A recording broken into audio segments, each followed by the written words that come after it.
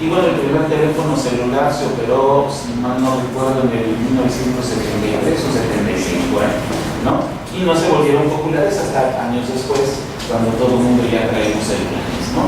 En realidad la tecnología ahí está, los elementos que configuran la tecnología ahí están. La sociedad es la que, en la medida en que va cambiando, va requiriendo el uso de ciertas innovaciones tecnológicas, y seguramente hay innovaciones tecnológicas que nunca se utilizaron, fueron fallidas, pues simplemente no nos enteramos porque no tenemos necesidad de ellas, ya porque a lo mejor tendríamos necesidad de ellas y entonces descubriremos que ya estaban ahí.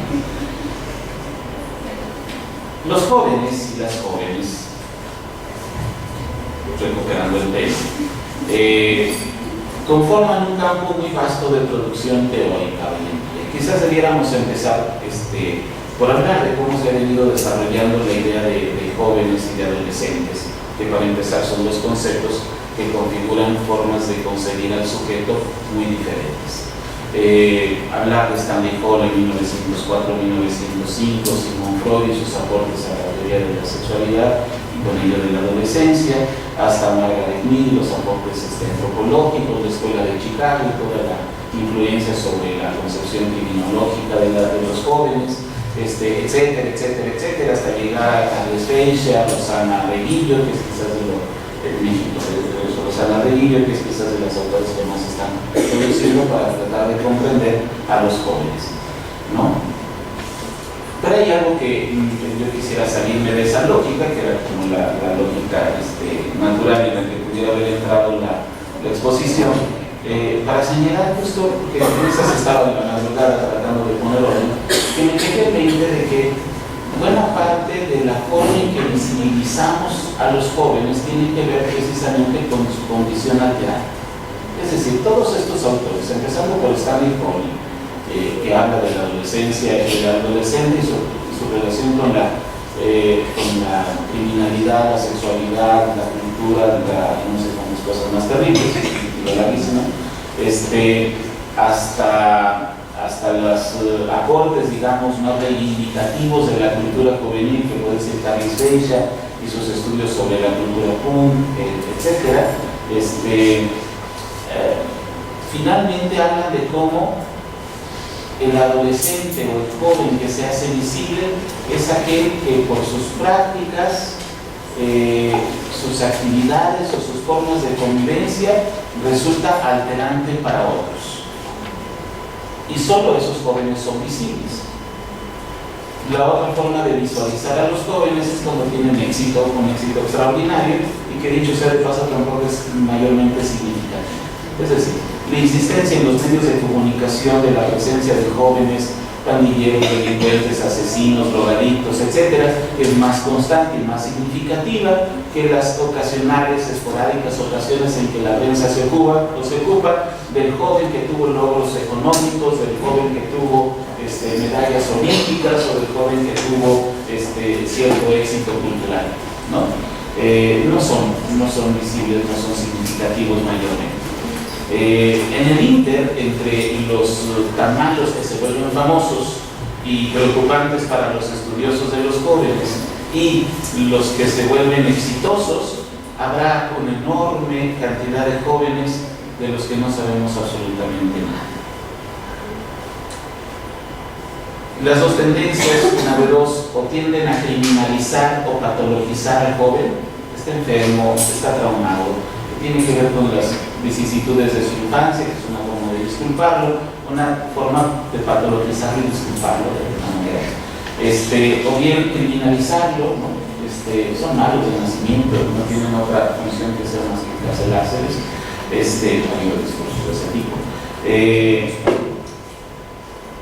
O bien, de repente, en las tendencias más actuales encontramos autores que tienden a reivindicar la cultura juvenil, ¿no? Finalmente es preferible que al chavo que patina, que los vecinos, las patinetas, los perciben como una molestia y como algo nocivo y como un preámbulo para el consumo de sustancias, etc.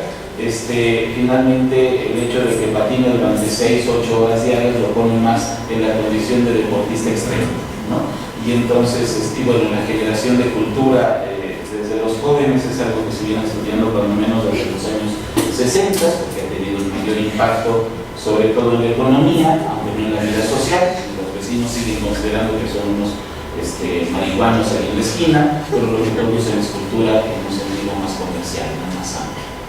El comercio no le da tanto asco a las cuestiones morales y lo recupera en términos comerciales, ¿no? Toda la producción juvenil.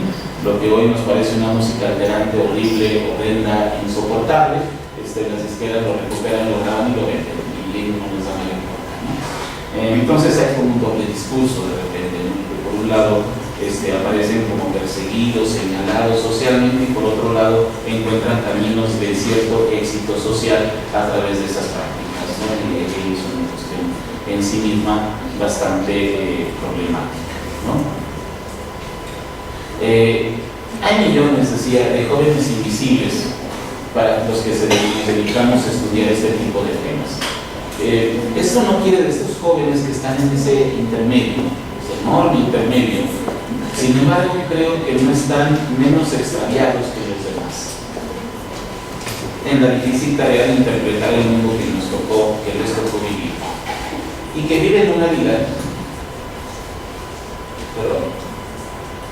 vida, que es percibida como relativamente estable, por eso se vuelven anónimos, y de la que no solemos saber casi nada, en ningún sentido. Algunos, guiados por nuestra visión, digamos, cínica, creemos que bajo esa máscara de normalidad se ocultan o se fraguan situaciones increíblemente alterantes y que pasan desapercibidas por el común de las personas, hasta que la prensa nos señala algún suicidio, algún crimen, alguna actividad aberrante, que entonces nos advierte que bajo esa máscara de estabilidad bastante frágil se ocultan otras cosas, ¿no? Pero que también las prácticas sociales llevan a ocultar inmediatamente, porque son tan alterantes, son tan anómalas, que no las concebimos, no las podemos soportar. Es decir, cuando vemos un barrio donde las actividades cotidianas son más o menos delincuenciales y alterantes del orden, colocamos ahí al sujeto malo, perverso, y nos parece normal que ahí pasen cosas malas y perversas. Pero cuando las cosas malas y perversas suceden en un barrio que normalmente concebimos como normal, tranquilo, clase media, buena onda, nos parece terrorífico, porque entonces nos parece que son nuestros vecinos, ¿no? Y entonces tendemos a negar, ocultar lo que ahí pudo haber sucedido y distanciarlo, alejarlo de la otra lógica. Pero en realidad tendríamos que pensar que los jóvenes y los adultos, en ese sentido no hay tanta diferencia, que están bajo esa condición de normalidad, están enfrentando la misma conflictividad para interpretar, comprender e incorporarse al mundo que les toca vivir. En otra lógica tendríamos que pensar que esos jóvenes que sí son normales y que no ocultan nada anómalo, nada perverso, y que de alguna manera se adaptan, se incorporan a una vida relativamente normal, tendríamos también que preguntarnos cómo le hacen, ¿no? ¿Cómo le hacen para no entrar en conflicto, no tronar, no angustiarse, y lidiar con la vida con relativa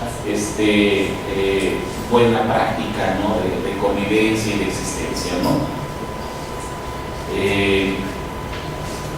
Descifrar cómo le hacen nos permitiría entender de alguna manera qué le hace falta a los otros, quizás, ¿no? Y tendríamos también que tomarlos como objeto de estudio precisamente por ser normales.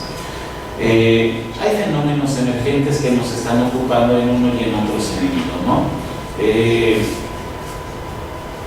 A la familia le da cierta tranquilidad que el joven no salga.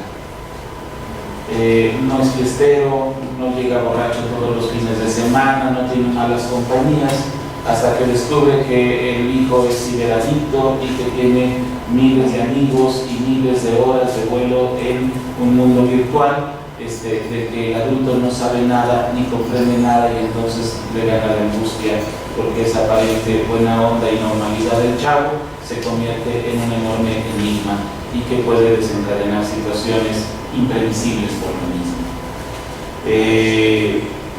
La palabra hikokimori, que tiene su origen en Japón, pero que de repente ha tenido cierta proliferación en otros ámbitos culturales, no solamente japoneses, alude a jóvenes que, decepcionados por el fracaso social, no lograron entrar a la universidad, no lograron conseguir un trabajo, no lograron algo que deseaban, se encierran en sus habitaciones durante 3, 4, 5, 10 años y no salen de ese lugar, viviendo en una condición extraña, asquerosa, digamos, de suciedad y de encierro absoluto, y su único contacto con el mundo es la computadora.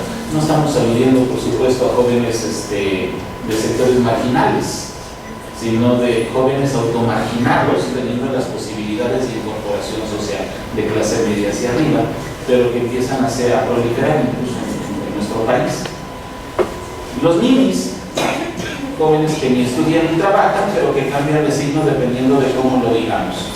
Si nada más decimos que son jóvenes que ni estudian ni trabajan, pareciera que es su voluntad no estudiar y no trabajar, y estamos aludiendo quizás a cierto sector social que, amparado por una condición económica de sus padres más o menos estable, deciden ni preocuparse por tener buenas calificaciones de estudiar, ni preocuparse por conseguirse un empleo que al cabo papá aguanta todavía la chiquita.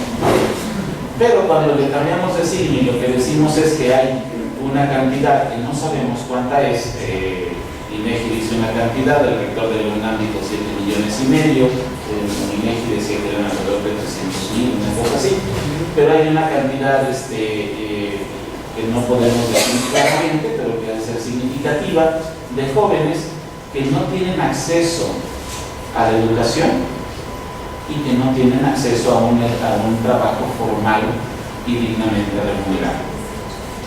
Cambia de signo, no es lo mismo, ¿sí? Porque ahí no es su voluntad. Pueden ser jóvenes que intentaron entrar a la universidad y que, debido a los estándares de calidad que ellos exigen, son rechazados, y jóvenes que no tienen el recurso económico para incorporarse a la educación privada tampoco, y entonces quedan sin ninguna opción, y que intentan conseguir trabajo, pero o los trabajos son tan mal remunerados que no les permite sostener una responsabilidad social, si son padres, por ejemplo, ¿no?